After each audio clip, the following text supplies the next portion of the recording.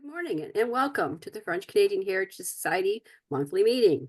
Um, it's Saturday, February 15th, and it's a lovely snowy day here in Michigan.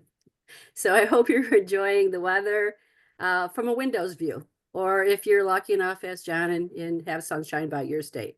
Today's presentation is with John William Nelson, and I'd like to remind everybody to stay muted. Please enter your location into the chat box or any questions that you have for John. And I'm going to hand you off to Daniel, our program coordinator. Take it away, John, or Daniel. Thanks, Eva. John William Nelson is an assistant professor of history at Texas Tech University. Now, he's the author of Muddy Ground, Native Peoples, Chicago's Portage, and the Transformation of a Continent. Today's presentation is titled Muddy Ground, Why Chicago's Portage Matters to Early American History. Please join me in welcoming John William Nelson. Johnny? Hello, everyone. Thank you. And thanks, Daniel. Thanks, Ava, for kind of leading us off. And thank you all for having me today. I am calling in from Lubbock, Texas, which seems like a far way away from the Great Lakes. But rest assured, I'm a red-blooded Midwesterner myself and not a Texan. So I grew up in Ohio, did my PhD work at Notre Dame. And as I was telling some of the leadership before, spent a lot of time in Michigan. My wife got her master's in Ann Arbor, and so I've been all over the lower and upper peninsulas at different points, and still have kind of a latent love of the Great Lakes, even though I'm far from water now. So thanks for having me. I'm going to start sharing my screen here for all of us, and you can let me know if that is working. Yep, good, wonderful. Okay, well, as I said, thanks for having me, and I'm happy to be here to talk basically about my first book project, which came out in 2023, late 2023.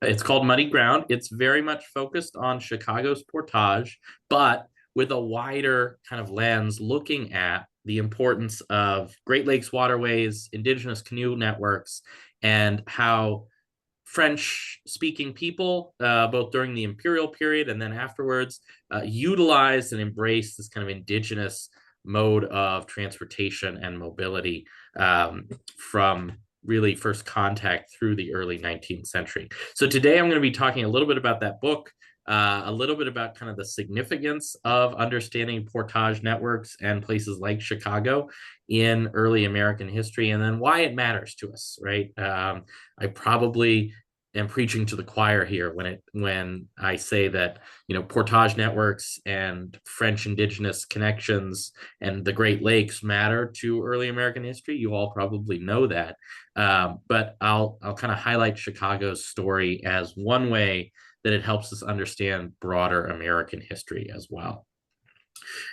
But to do all this, I'm going to start with a fairly unknown figure, a man named Siganok, who was an Anishinaabe leader around the Chicago Portage during the American Revolution. So follow me as I kind of enter into this story, and we'll go from there. In the fall of 1778, Siganok, an Anishinaabe representative who was probably Odawa by origin, hailing from originally the Straits of Mackinac, but who had set up shop, either been born or reared in the Chicago region's indigenous towns, headed south along the Illinois River and approached a Virginia encampment in southern Illinois. He came to the Virginians with the confidence of a man who held all the cards. George Rogers Clark had led a force of Virginia revolutionaries against the British posts in the Illinois country earlier, and Siganok had ventured south to pursue an alliance with these recent arrivals. Earlier that summer, Siganok had made his intentions known by sending a belt of wampum to signal friendly intentions towards the Americans. Clark had followed up by making, quote, strict inquiries about the Blackbird. This was Siganok's translated English name. He learned that Siganak had, quote, great influence among considerable bands of Anishinaabe along Lake Michigan's southwestern shoreline. Clark went so far as to pay a local trader $200 to contact this allegedly powerful Siganak and invite him to Kaskaskia for talks. Clark may have wondered if he had overpaid when Siganak and Nakiawin arrived that fall with only 8 warriors in tow. They came, they said, from the towns around Chicago and Milwaukee. But despite their small number, the subsequent meeting between Clark and Siganak went well. Siganak impressed the American commander with his frankness and pragmatism, accomplishing a significant diplomatic coup given Clark's well-known prejudices against Native people. Unlike many of the other indigenous leaders that Clark had met with in the Illinois country, Siganak forsook what Clark described as the usual preparations and ceremony that remained a staple of borderland diplomacy. Instead, Siganak got down to the business of consequence that concerned both our nations. This is Clark writing. Hailing from the young towns of indigenous migrants around Chicago, Siganak presented himself as a new man of the borderlands. Just like Clark, he offered that he was able to set aside diplomatic protocols and titles and push for pragmatic alliances on behalf of his faction's agenda in the midst of this continental revolution. Clark was impressed, describing Siganak as both a polite gentleman and an inquisitive Indian, and going so far as to mention him by name in dispatches back east to Patrick Henry and Virginia's congressional delegates. As it was relayed in Congress, Siganak, or the Great Blackbird, was a chief worthy of special recognition from the Americans.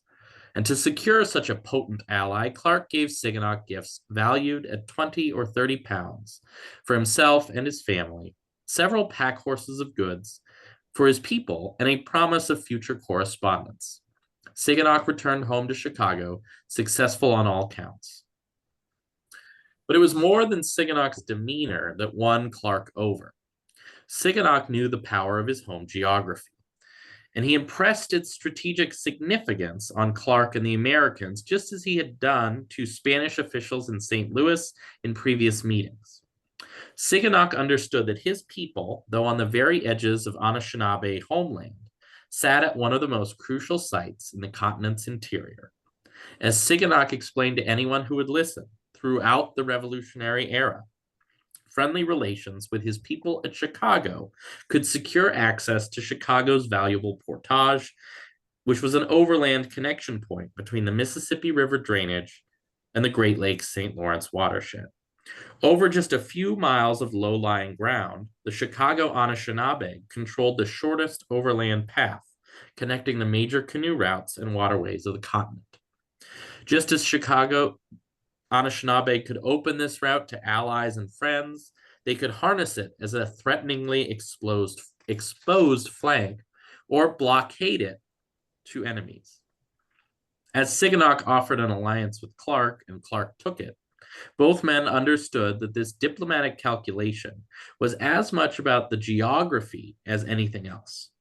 Chicago's Portage had endowed the local area with tremendous strategic potential. For anyone with regional or continental ambitions to power. And by the 1770s, Chicago's Anishinaabe, led by people like Siganak, understood this. They capitalized on it, and they could wield its significance as they navigated the changing geopolitics of the colonial American borderlands. Of course, Siganak is not the first or last person to appreciate the significance of Chicago's geography, and the Anishinaabe would not be the only group to harness the Portage for strategic purposes over the long history of this space. During the era of early contact and colonization, Chicago's network of overland canoe routes grew into a crossroads of interaction as indigenous and European peoples vied for control. Even deep within the interior, then, we can see how power relations fluctuated based on the control of these key freshwater waterways and their local environments and the knowledge about them.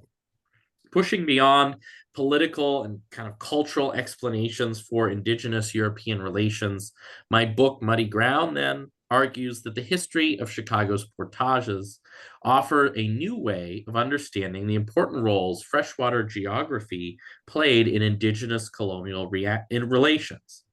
Ultimately, what I'm hoping to showcase today is that the history of early Chicago can open up a new way of understanding how the United States gained control of the North American interior through a two-pronged subjugation of both the landscapes and waterways and the peoples of the continent. And this continental history of America is how I tell it through the local story of Chicago. So first, we should lay the groundwork, so to speak, of where we're talking and what Chicago looked like early in the contact period. So we have to go back beyond the Revolutionary period to early French contact in the Western Great Lakes, the 17th century. Chicago at that point sat on a natural continental divide. One naturalist describes this as kind of naturally contested ground between water and land. Much of the area around Chicago was low-lying wet prairie that would dry out in the summer and become inundated at different points during the year through snowmelt and rainfall. And we know that at least two ancient portage routes served to connect the waterways between the Great Lakes watershed here and the Mississippi drainage. One of these carrying routes, called the Portage des Chênes, right, the Portage of the Oaks, by later French, ran overland between the South Branch of the Chicago and the Des Plaines River. The other portage, right, that we know of historically was the Portage de Purchase, which ran from a creek off the Calumet River into another tributary of the Des Plaines. There was also probably another northern route at use at some times, though archaeological evidence remains sketchy there. We also have at least one theory of a more southerly portage, sometimes called the Southern Chicago Portage, which connected through some of these smaller creeks that you see on the map there. Regardless of which route you took, you can see there's at least 3, maybe 4 different routes you could choose, depending on how high the water levels are, depending on your geographic knowledge of the region. You could, in a few miles, carry your canoe and your goods between the waters of the Great Lakes and the headwaters of what will become the Mississippi drainage, going down the Des Plaines into the Illinois and into the Mississippi. And during the 17th century, a wide array of human traffic passed through the portages along these key waterborne routes. We know from archaeology, for instance, that Oneota people, probably Siouan speakers, identified by their late Huber phase archaeological remains, lived and exploited the wetland resources along Chicago's river routes. The strategic geography of Chicago soon attracted newly aggressive groups that moved into the area by the mid-17th century. This included Illinois Indians from further south, Miami farmers from the east, Anishinaabe traders and middlemen from the Great Lakes proper, and even Haudenosaunee or Iroquois war parties from as far afield as New York. And then, of course, the Europeans in the form of French fur traders and Jesuit missionaries. Chicago's accessibility as a waterborne thoroughfare cut both ways during the 17th century. While the ease of the route made it a thriving conduit for movement, whether you're trading furs, exploring new territory, or simply traveling from point A to point B, it made a viable route. But its openness meant that local inhabitants and even itinerant travelers could be vulnerable to invasion and attack through Chicago's space. What this meant was that no one group lived or claimed Chicago in the tumultuous, violent decades of the late 17th century. But what it also means is that charting this kind of early contact history of Chicago lets us see that much of the ebbs and flows of power, at least here in the Great Lakes, remained rooted in the particular geographies of encounter. The Chicago portages served as a transition zone right? Between these different ecologies, between these different watersheds, and eventually between different peoples. As a corridor connecting the region's waterways and one situated between powerful native peoples, Chicago, through the 17th century, served as both an ecological and geographic space in between, what historians would call a borderland. It was, of course, indigenous geographic knowledge of Chicago's vital route that brought the first French to the Portages. In late 1672, the incoming Governor General of New France, the Comte de Frontenac, commissioned Louis Joliet, a fur trader from Quebec, to explore the rumor of the large river to the west, which might, quote, provide a passage to the Pacific Ocean or even the Sea of China, right? That winter, Joliet recruited the French Jesuit Jacques Marquette to accompany him on this first venture through Chicago.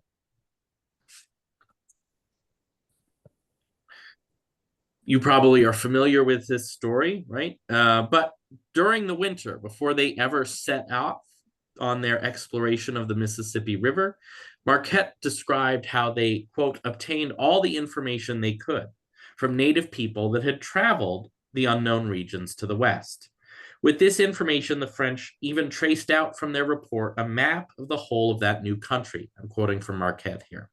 On it, we indicated the rivers which we were to navigate, the names of the peoples and the places through which we were to pass, the course of the great river itself, and the direction we were to follow when we reached it.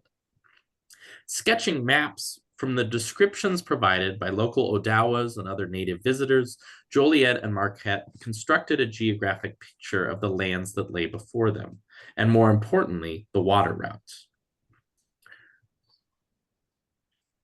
Armed with these native-informed maps, Joliet and Marquette set out in May of 1673 to find a route from the Great Lakes into the Mississippi.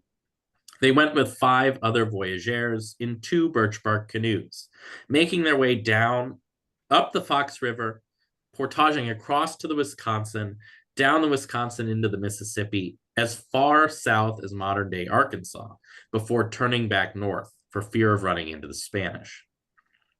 After ascending as far as the Illinois country, Joliet and Marquette's expedition visited a village of the Kaskaskia, where one of the settlement's leaders offered to show the French a route that, quote, greatly shortens our road to the Great Lakes.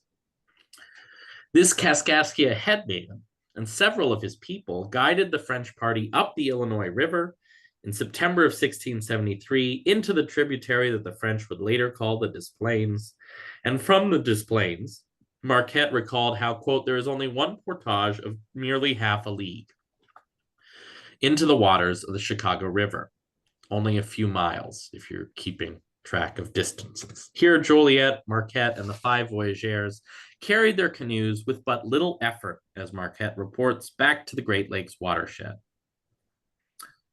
With the successful conclusion of this expedition, Joliet rushed on to Sault Ste. Marie and then Quebec, eager to report his discoveries of the Mississippi to Frontenac. But as significant as that discovery was, Joliet also remained eager to highlight the importance of the overland passage that his Kaskaskia guides had showed him on the return journey. Joliet ventured to suggest that the French could dig a small canal at Chicago, which would eliminate even this short portage and thus join the waters of the Great Lakes watershed with the upper reaches of the Illinois and Mississippi drainages. At Chicago, in other words, Joliet saw the potential for uniting France's claims across the continent, extending French mobility and thus French maritime power along the waterways of the interior. Frontenac forwarded Joliet's redrawn map, which you see pictured here, back to Versailles. And meanwhile, the leaders of the Jesuit order in Canada wrote that missionaries could, quote, go with facility all the way to Florida in a bark or a boat by easy navigation based on Joliet's report. As Jesuits and French imperial officials both told it, waterways and the portages that connected them would unite all in this new amphibious Eden. And so as the 18th century began, French officials and missionaries alike looked to shore up their influence along Chicago's route. Pierre-Charles de Liette spent 4 years living there with local Wees, a group of Miamis at Chicago who represented the local manifestation of France's imperial hopes for the Portages at the dawn of the 18th century. And further afield, new French officials continued to tout the importance of Chicago in their schemes for French empire. Antoine de la Mothe Sieur de Cadillac, one of the most outspoken of these champions, wrote extensively about the geographic potential of both the Great Lakes generally and Chicago's Portages specifically.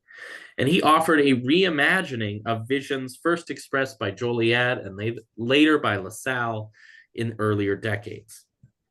Cadillac argued that the Great Lakes offered one vast arena of waterborne mobility, and that each lake and river, quote, communicated and flowed from one to the other. All French travelers had to do, according to Cadillac, was to, quote, make a portage, that is to carry baggage, occasionally between adjacent bodies of water. With the exception of these few short overland junctions, which he identified at Niagara and Chicago, Cadillac observed that, quote, one can navigate the interior of the country on fresh water in a ship.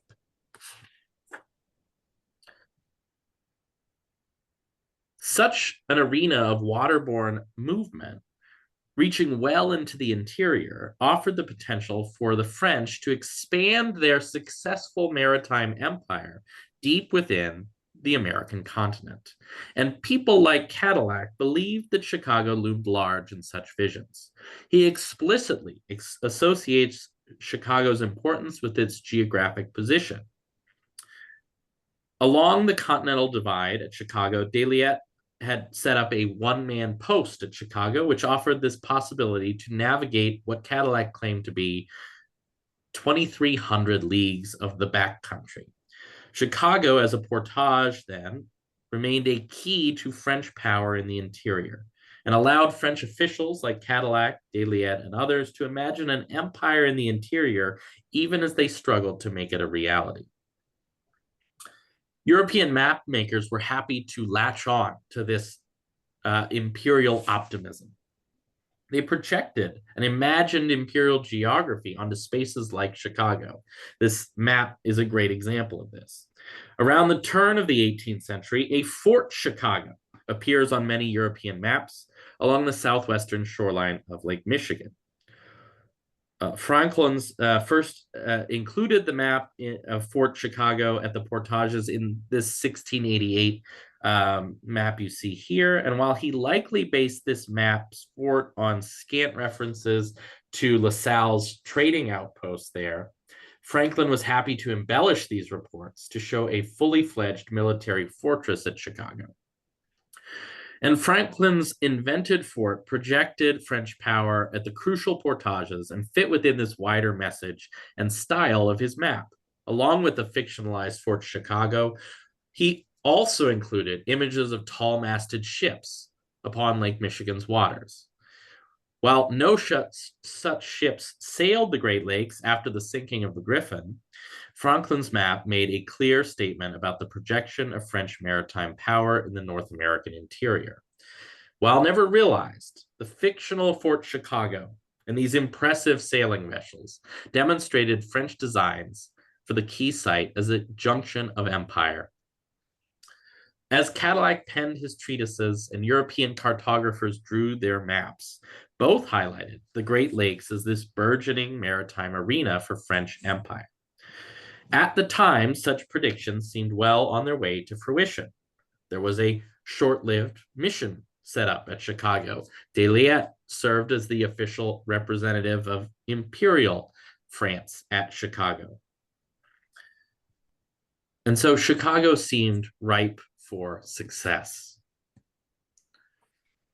Another French map of this same period, this one drawn in 1718 by Nicolas de Fer, demonstrates a little bit more realistic picture of what traveling through the backcountry would have looked like for French willing to graft this onto a maritime empire. Here we see lots of environmental details, ecological details, right? You don't see necessarily the French optimism of sailing ships. Instead, you see indigenous canoes. And so de Fer's map while still drawn by a French imperial thinker and map maker, takes on a more realistic picture of how navigation actually worked at sites like Chicago and throughout the Midwest. We see details on this map, if we zoom in, of both portaging and indigenous style canoeing taking place in the Great Lakes. As Defer's map accurately implies, the proliferation of birch bark canoes in the Great Lakes was the real technological advance that enhanced the potential for such waterborne mobility across these routes. And really, it's the French adoption of indigenous style birch bark canoes as vessels that unlocks places like Chicago and other portage sites. Northern Algonquian peoples, such as the Wendat, the Wabanaki, the Ojibwe, the Odawa, and Potawatomi, had perfected birch bark canoe construction over centuries of riverine travel.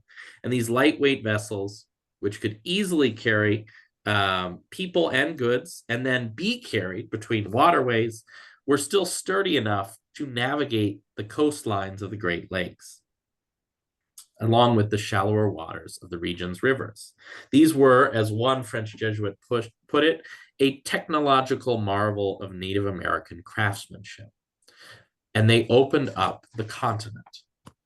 French traders, missionaries, and officials that entered the Great Lakes necessarily learned the particulars of canoe transportation.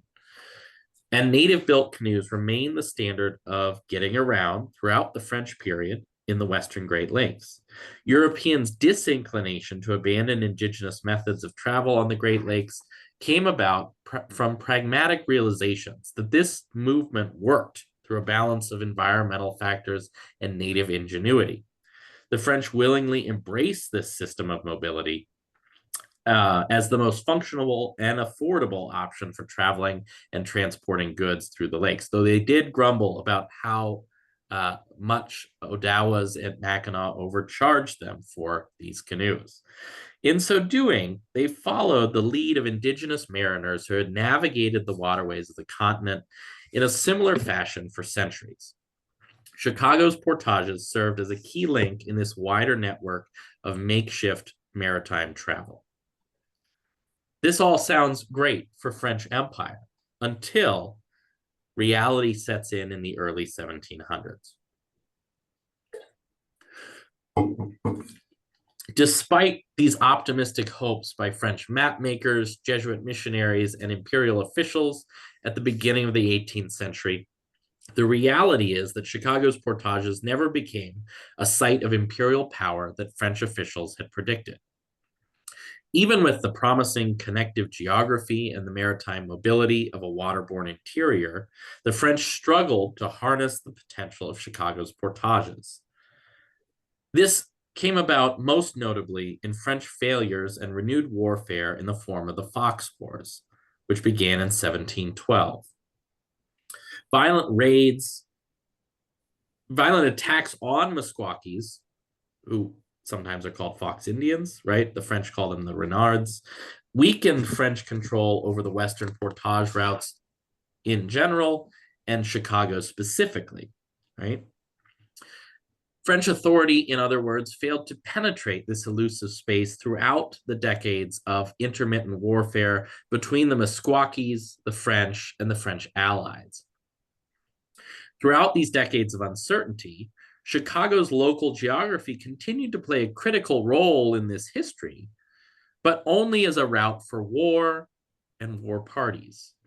The Meskwaki famously blockade the portage routes of the Western Great Lakes at different times during the conflict. And following the conflict, Chicago's route remained an open thoroughfare for illegal traders and smugglers. It also became a place that unconquered native peoples, the Meskwaki and their allies, the Sauk, fled and set up shop in the 1740s. And after these early 1740s, imperial priorities shifted elsewhere. Chicago's route falls out of official French correspondence. And this is significant given how much attention the French had spent on Chicago in earlier decades. An array of French adventurers, missionaries, administrators had all hung their hopes on Chicago's geography and their schemes of empire for the interior. And yet, from early exploration in the 1670s forward to the 1740s, Europeans had proven unable to harness Chicago's Portage as a site of control.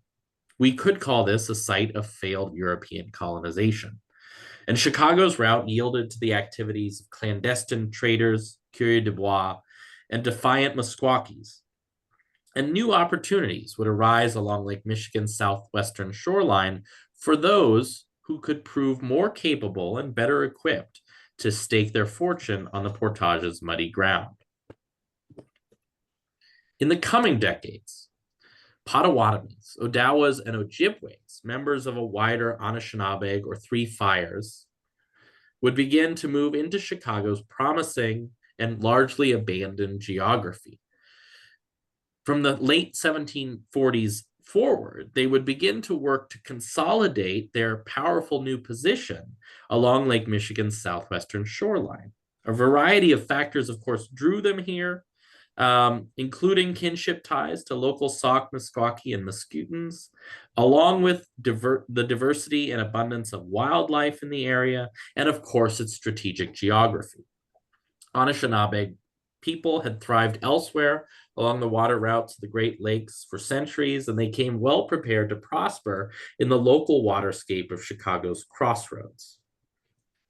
In the midst of continental upheaval elsewhere, the Anishinaabe who relocated to Chicago's portages realized that this provided both a refuge from wars beyond the Western Great Lakes and also a site of strategic importance, right?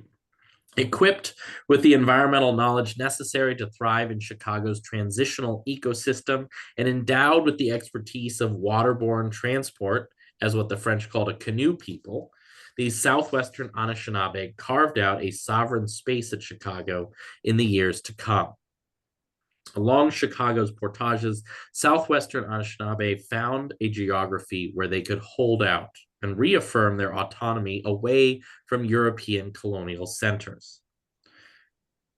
This protected them from the fallout of French defeat after the 7 Years' War, from the exertions of British power into the Great Lakes after 1763, and then eventually from the fallout of a revolutionary conflict to the east.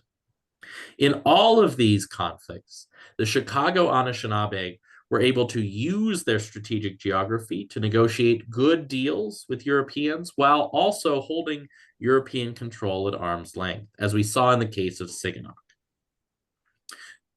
This map shows roughly the new towns that crop up during this period of Anishinaabe expansion and renaissance in the southwest of Lake Michigan.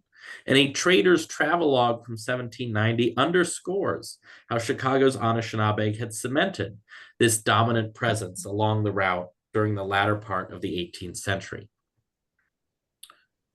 This represents a stark change from 50 years earlier, as waves of Anishinaabe migrants had made the river valleys and portage routes their homes along Chicago.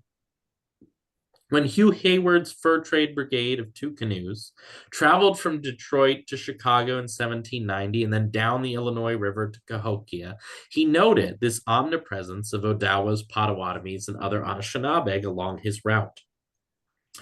On the voyage, Hayward's party had to ingratiate themselves to groups of Anishinaabe they passed. For instance, at town sites like the forks of the Kankakee and Des Plaines River, the village you see mapped as La Fourche, the fork in this map, Hayward was forced to give gifts of tobacco and other goods to ensure safe passage. And these requisite gifts, what we might call tolls, at bottlenecks and river passages, marked a continuation of the tolls that Anishinaabe groups had extracted along other key routes of travel elsewhere in the Great Lakes for over a century. Even as Heward and his crew trod lightly over this Anishinaabe portage, they relied on the Indians' expertise, labor, and goods to ensure safe passage through Chicago. Throughout their voyage, he notes how they paid local Anishinaabe to guide them over portages and through river channels.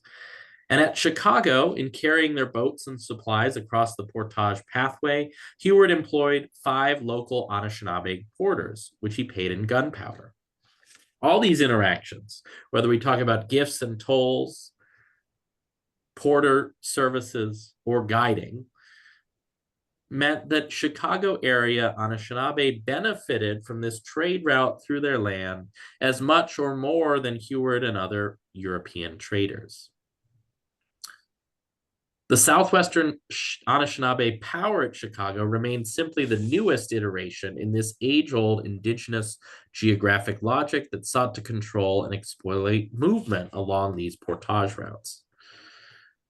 But after 1790, new challenges would rise for the Anishinaabe at Chicago.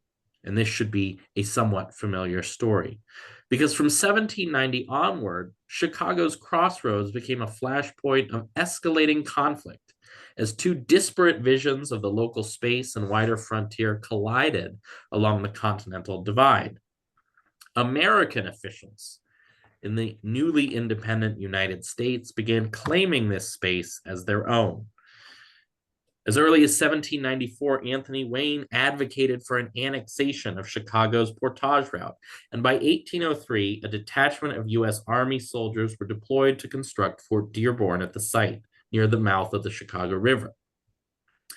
These were efforts to curb the movement through the Portage and lay claim to Chicago's shoreline for the United States. And this would bring the local Anishinaabe and the Americans into a headlong clash. This disagreement over Chicago's Portage space resulted in the multifaceted violence of 1812. First with the murder of the Franco-American interpreter Jean Lalime, and then with the more famous Battle of Fort Dearborn in August of 1812. But the violence that unraveled at Chicago often gets overlooked as but a footnote in the history of the War of 1812.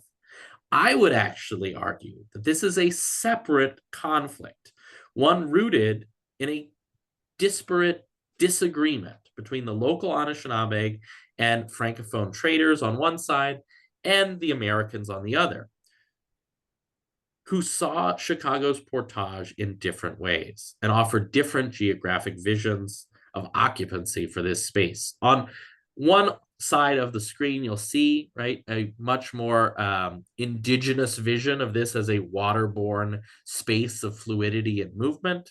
On the other side, you see the commander at Fort Dearborn, John Whistler's sketch of an orderly garrison there, right? Bringing order to a landed frontier versus the confusion and mobility of a fluid frontier. And this, I argue, is what sets the Fort Dearborn battle apart from the rest of the War of 1812. The Americans are defeated at Fort Dearborn in 1812, but they do return several years later, in 1816, to rebuild the fort and negotiate new treaty sessions with the local Anishinaabe. This opens us up to what I argue tells us a new story about the transformation of a continent. In the years after the War of 1812, American officials would not look for military conquests in the Great Lakes when they could help it. Instead, they looked for investments in infrastructure as a way of conquest. Public works and what they called internal improvements, what we would call infrastructure, offered a new solution to the Americans for a way to thwart the old geographic balance of power at places like Chicago and throughout the Great Lakes.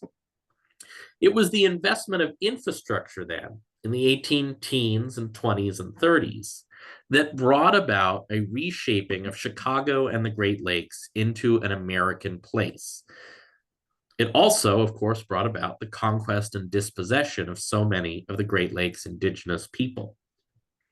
The United States, in other words, never won a military victory against the Chicago Anishinaabe.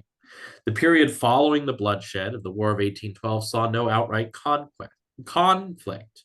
Instead, the US government began investing in internal improvements, including surveys, mapping of the canal zone, eventually harbor improvements, which you see nicely depicted on this map from 1830. In the end, Chicago did not transform into an American place because of militant occupation or even a settler invasion. It was by an overhauling of its indigenous portage geography through this series of government-backed improvements to the land and water around Chicago. Yet very few historians have taken these two processes together, internal improvements and indigenous dispossession, as part of the same whole, which offered a fundamental alteration of the interior geography of the American continent, most noticeable and most notable in the Great Lakes region and places like Chicago. By viewing Chicago's transformation and conquest in this way, as a two-pronged conquest of both the local people and the local space, the waterways, we can better understand how the US went about succeeding and subjugating the continental interior.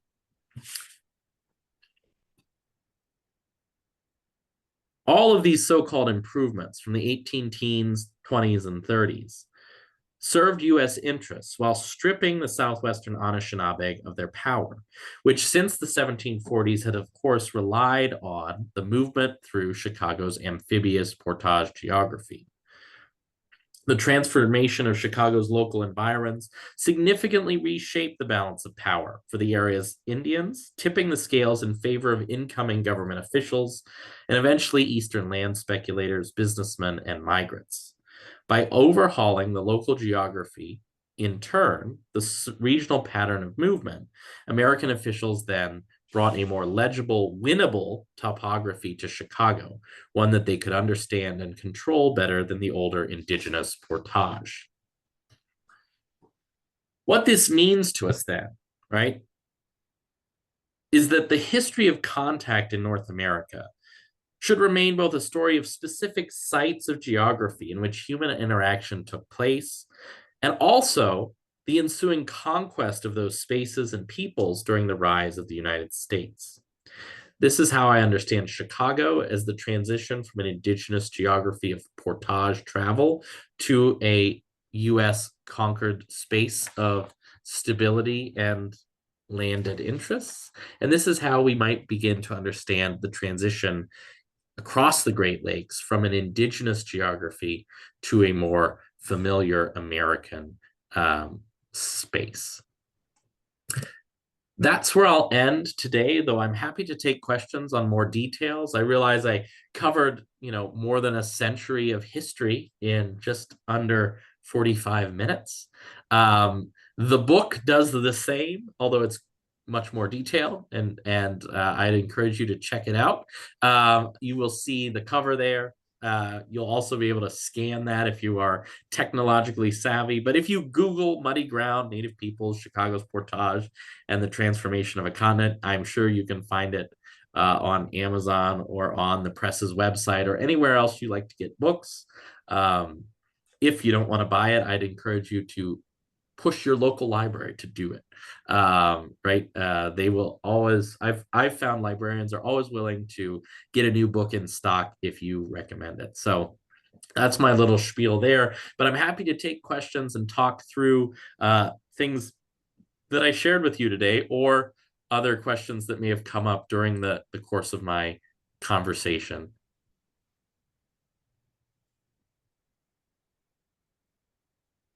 Yeah, John, we've got a couple of questions in the chat. Very good. Mr. Nelson, do you have any insight to what voyageur routes someone would have taken to go to the region south of Chicago of Les Pays du Illinois from the Quebec region? Mm-hmm. So it, like I mentioned, it would have varied. So there's a couple things that would determine this, right? The kind of most frequented route from, let's say, Quebec to the Pi-de-No, Illinois country, etc., would have been actually up the Ottawa River from Montreal across to the Mattawa River, So this is a lengthy portage route, right? I think between the Ottawa River and Lake Huron, there's something like 40 carries, 40 portages. So this is, backbreaking work in a way. So you would go up the Ottawa River, you would go portage into the Mattawa, which carries you to Lake Nipissing, if you're following in the map in your brain, right? This is in Ontario. And down the Nipissing, down Lake Nipissing to the French River, which then drains into the Georgian Bay of Lake Huron, and then you'd be in the Great Lakes, right? And then from the Great Lakes, you can go south towards Detroit. You can go across Lake Huron to Michilimackinac, through the Straits of Mackinac, get you into Lake Michigan. And then if you're trying to get to the Illinois country, you have a couple of different potential routes. You can either go up the St. Joseph River, portage into the Kankakee, the Theakiki, as they call it then. That will eventually lead you to the Illinois country. You can go through Chicago's routes, as I showed on that kind of local map. Let me go back to that actually. Or you could go up the Fox River across to the Wisconsin and down through there. Those are the major routes to get into the Illinois country. But this varies from era to era based on who the French are at war with and who they're afraid of. So you'll notice they go north instead of going straight down towards Lake Ontario. That's to avoid the Iroquois, avoid the Haudenosaunee, who they are at war with throughout, kind of off and on throughout the 17th century. Once the Great Peace of 1701 is secured with the Iroquois, some French take the shorter route into Lake Ontario. That gets you to Niagara and Lake Erie. But if you're trying to get to the Illinois country, the standard route was still to kind of go north, go through the Straits of Mackinac, and then work your way down to either Chicago, St. Joseph, or Wisconsin. And that might be determined by local politics, right? So maybe as a French trader, you're in good with the Potawatomi of the St. Joseph River. You should go that way, right? Maybe you're in good with the Anishinaabe of Chicago. You should go that way. Maybe you have a beef with the Meskwakis that control the Fox, Wisconsin portage. You should not go that way, right? Because you might be pillaged. And so that becomes kind of the rationale of the day. Now, locally in Chicago, depending on the water levels, some of these routes make more sense than others, right? So Marquette describes how, he only makes a portage of half a league on his return to the Great Lakes. That's because the water levels were high at that point. And so one route might prove shorter than another. There are reports from the late 1700s of things flooding so much at Chicago that you can get from Lake Michigan into the Des Plaines without even carrying your boat, right? If the water and mud is high enough, you can slip through the marshes without even carrying. So that's a very extended answer to how kind of the geographic logic of these routes works, but hopefully it makes sense on kind of a regional level and a local level. Yeah, it does. Thank you. Let's see, we had another question from Lynn, but we kind of got an internal answer. She's asking, did the Potawatomi, or I guess the Anishinaabe at large, ever get paid for their lands that were bordering Lake Michigan? Kristen responds, check out the book by Billy Caldwell and the documentary The Negotiator, which discusses this in detail. Anything to add?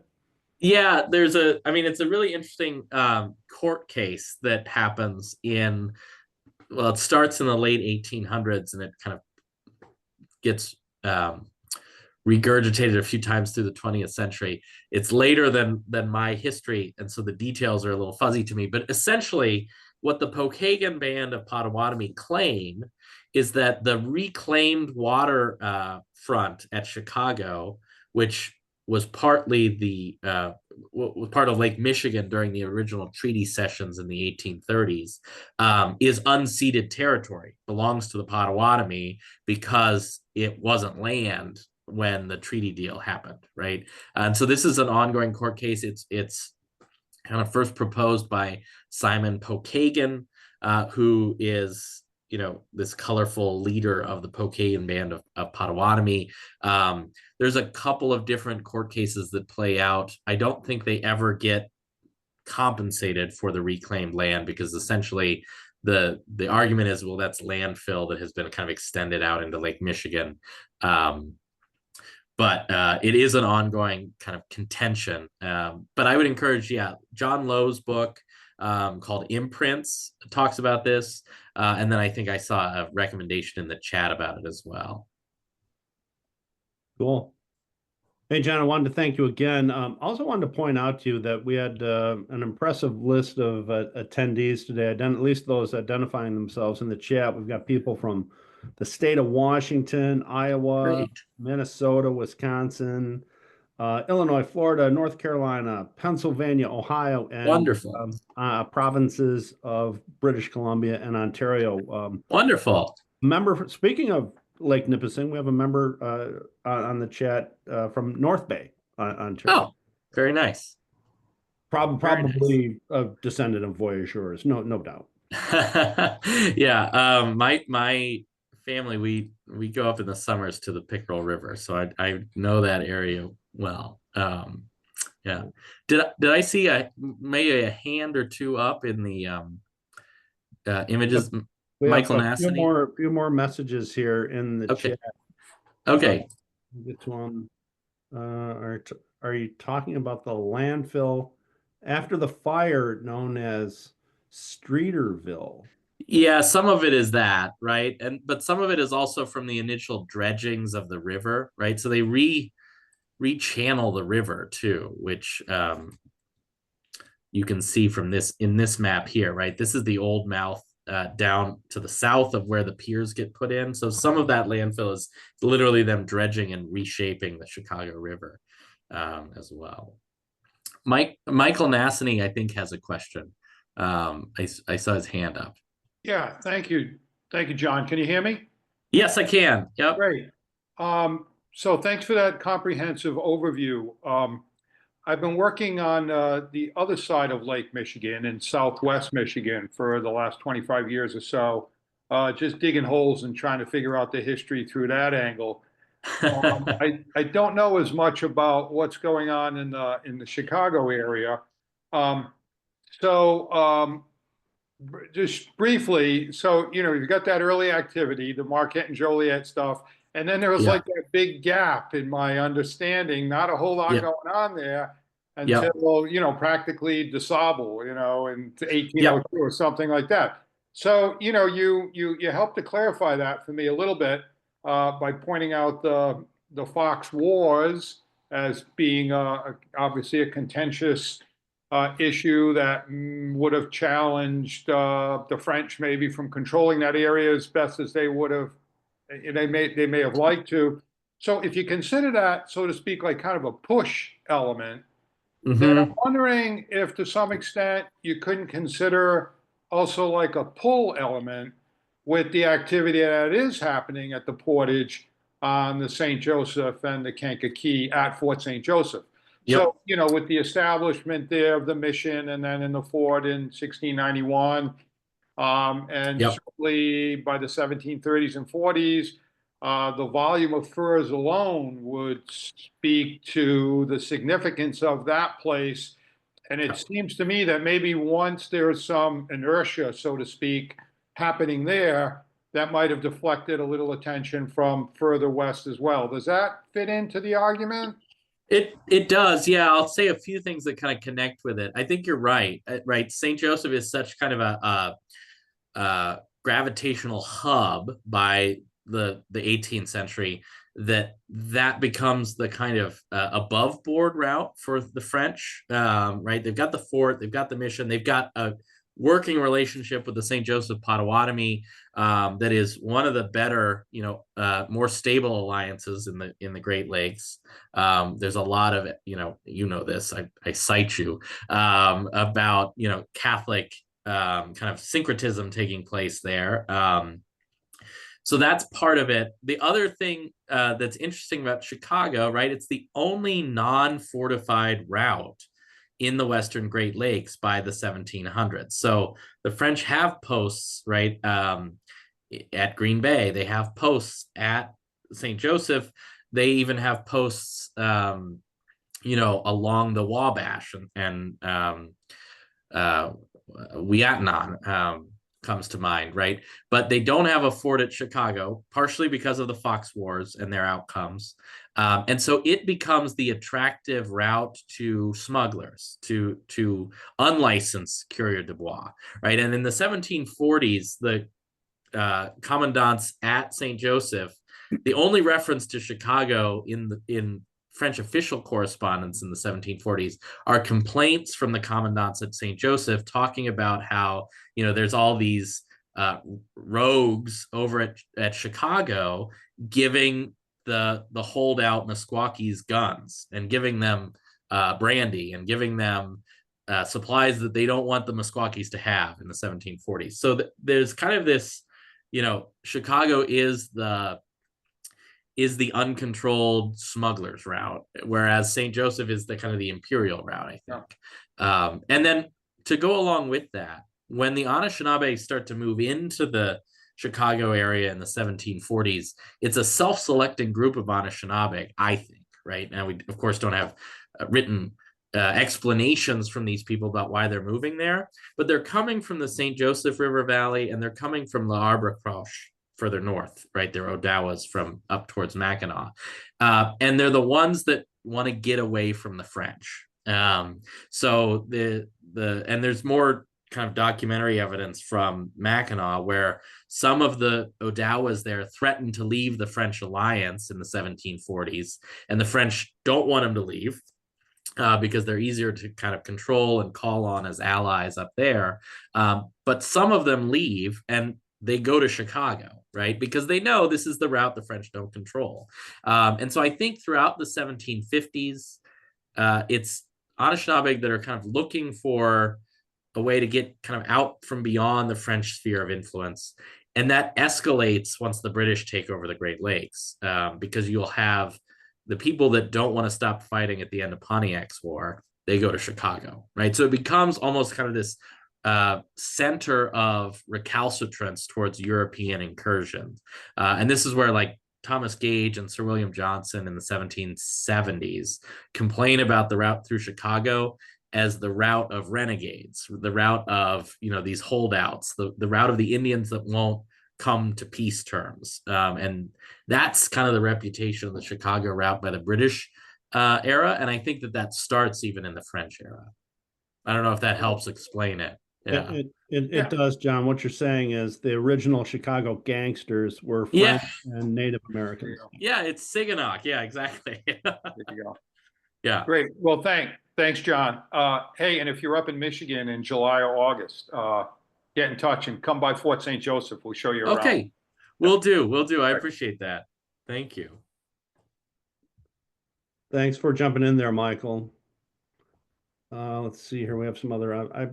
Any other questions? Please feel free to unmute. We're almost at noon here, but time for one more. All righty. Well, I'm going to kick it back to Eva then to wrap things up.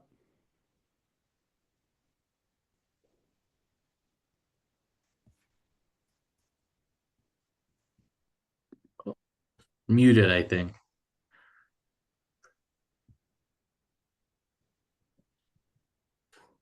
Ava, you need to unmute.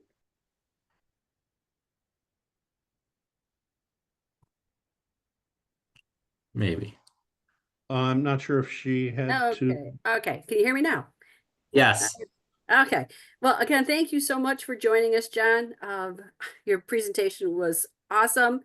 I especially love the map. There's just so much detail and I wasn't aware of it. So thank you for introducing that as well. I want to thank everybody for coming today.